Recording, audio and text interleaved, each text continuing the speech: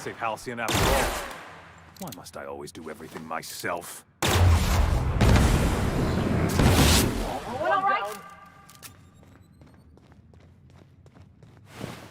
Get me out of here!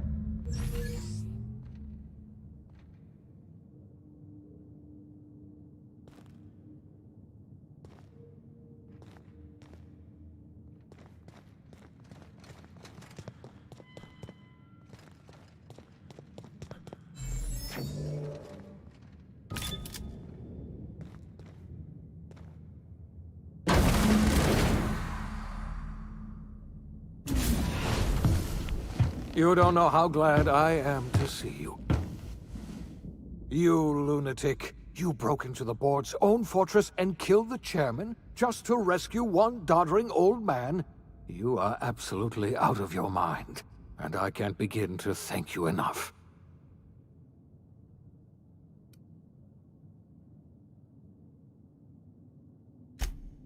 I know, my friend, I know. And now it's finally over. The board's finished. It's only a matter of time before the entire system slips from their grasp. You've broken the board's stranglehold on this colony, and you saved my life. But there's still so much we have yet to accomplish.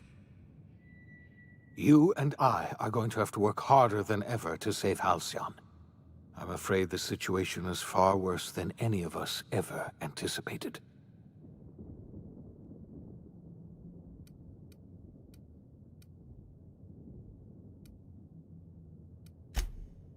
Earth has gone dark. We haven't received a single message in 3 years. There's been no communication, no signals, nothing. 2 years ago, the Earth's Directorate's frigate disappeared on their way back to Earth. We don't know what they discovered when they arrived, or if they arrived at all. Earth is only an idea to us. But that idea is the bedrock the colony is built upon. If people were to find out it's gone dark, the shock could be too much to bear. I don't want to imagine what'll happen once news gets out. Let's just keep this between us for now.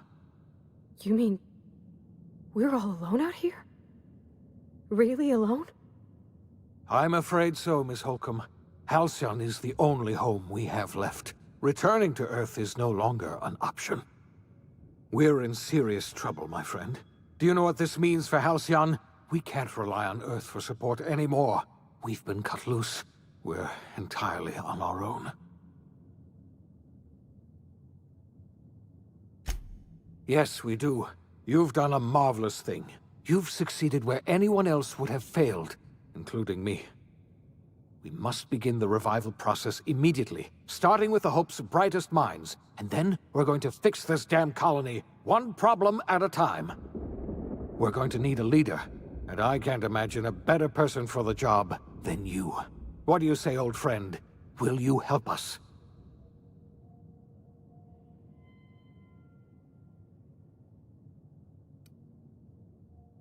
When I revived you, I thought you were going to help me save this colony. I was wrong. I had our roles reversed, you see. You're the one who's going to save us all. I'm just the one who set you on your path. You're the best thing to ever happen to Halcyon. If you want to take it upon yourself to lead this colony, you have my support. We're not a colony any longer, are we? Our last connection to Earth has been severed, and so we have been set free. Our future is uncertain, and no one knows what tomorrow holds. Exciting, isn't it?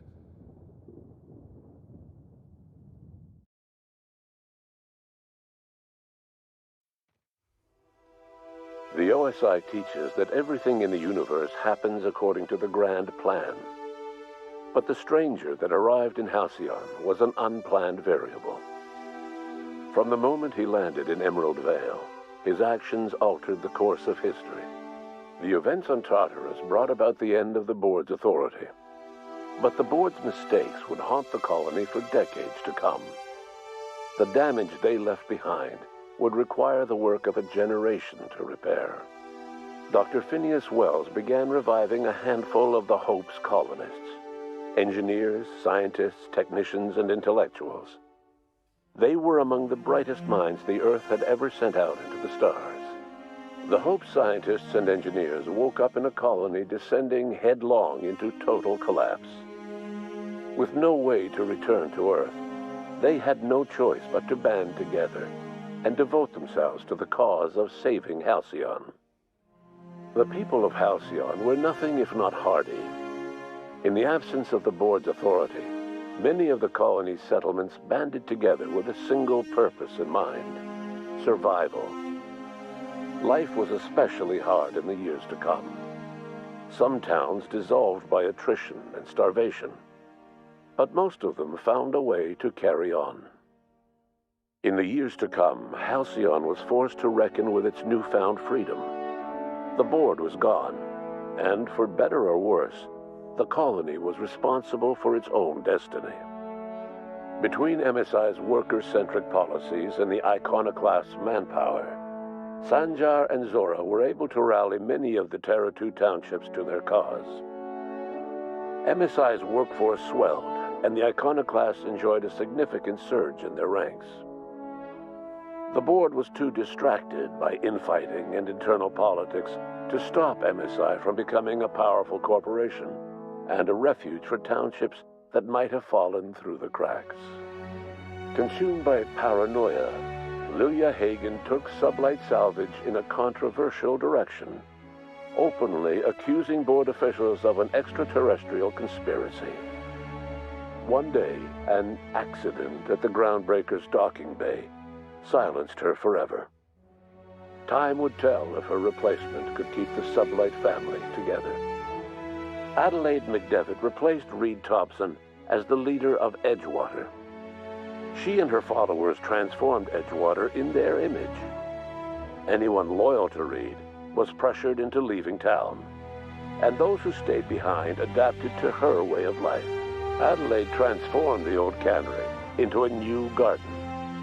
The nearby Edgewater Cemetery provided a convenient source of fertilizer. As for Reed Thompson, it was said that he lasted exactly 2 days outside the walls of Edgewater. Years later, a marauder was found in possession of his hat. Under the leadership of Junlei Tennyson, the Groundbreaker held firm against corporate influence. The ship's mechanical stability gave Junlei the time to educate a promising generation of engineers schooled in her family's traditions. The future of the Groundbreaker looks promising. The rediscovery of the Hope and the abandonment of the lifetime employment program forced Byzantium to come to terms with some uncomfortable realities about the state of Halcyon. While Byzantines were reluctant to surrender the luxuries they'd grown accustomed to, the board's diminished authority gave them little choice in the matter. Nearly everyone had to learn to make do with less. Some even had to get jobs. It was a dark time indeed.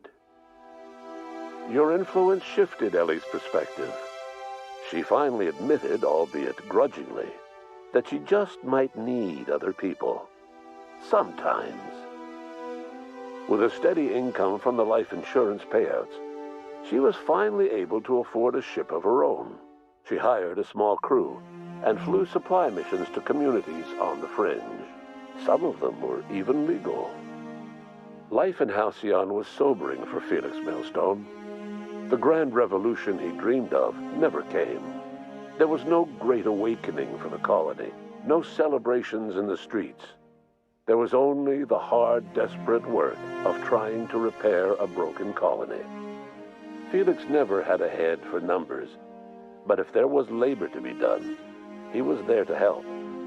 Eventually, Felix realized that the work of a revolution was done with 2 hands. As much as he enjoyed his adventures aboard the Unreliable, the vicar, known as Max, eventually decided that it was time to move on, to live out the life he had sought so long to create. He knew there were many in the colony who carried burdens much worse than the ones he had struggled with, and he devoted himself to easing their suffering wherever he could. He only ever took up arms again to defend the defenseless. Unshackled from a lifetime of striving and fighting the universe and himself, Vicar Maximilian de Soto was finally at peace. Once the matter with the Hope colonists was resolved, Junlei bashfully asked Parvati if she'd like to join her permanently on the Groundbreaker, and Parvati enthusiastically, if somewhat awkwardly, agreed. The stories of her adventures spread across the colony, and Parvati soon found herself the center of attention. Having served as the engineer of a renowned spacecraft, tramp freighters and wildcat miners sought her out by name, and in no time, she was a fixture in the Groundbreaker's mechanical ecosystem. She and Junlei were never far apart. Nyoka returned to Monarch to take another crack at making a permanent life for herself. She formed the Charon Group, a mercenary outfit of ragtag survivalists and wilderness experts. Anyone in need of a guide or just looking to throw back a beer and swap stories could find her camping on the trail or clearing an infestation. The SAM unit that accompanied you spread awareness of the product line's superior sanitation and maintenance capabilities across what was left of the colony. This led to a boost in SAM unit sales. Did you know that SAM units are the longest-lasting, toughest-acting cleaning solution in Halcyon? Minister Clark was released from house arrest, and his contact with you gave him a sense of renewed purpose and vigor. Once it became clear that no help would be coming from Earth, he threw his considerable efforts and talents into helping Halcyon manage the crisis before it. As for Dr. Phineas Wells, he spent his remaining years in his orbital lab. He eventually came to terms with his own past and was able to forgive the mistakes of his younger self by devoting his remaining years to serving the colony. In the end, Dr. Wells was able to save every scientist and engineer aboard the Hope. Over the next decade, nearly all of the Hope's remaining colonists were successfully revived.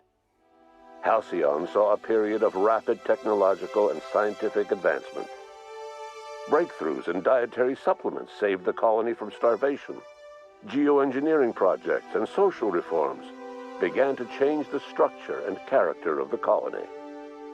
Dr. Wells laid the groundwork for the project to save the colony, but he would never live to see the fruits of his labor. He passed away a few years later. His work was carried on by the scientists and engineers he revived. Today, Halcyon has stabilized. The people of the colony work hard to adapt to their new circumstances. Nearby colonies send aid and supplies. Life will never be easy in Halcyon, but for the first time in its history, there exists a sense of real, genuine hope about the future.